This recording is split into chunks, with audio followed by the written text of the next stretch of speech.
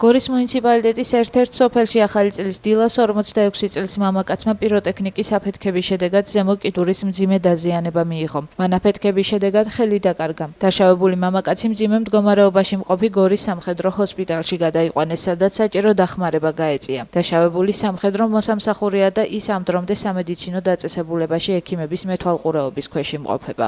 1 იანვარს შემოვიდა 46 წლის პაციენტი სამხედრო მოსამსახურე, რომელსაც ხელში აუფეთქდა პიროტექნიკა და წინა მხრის სრული ამპუტაცია იყო.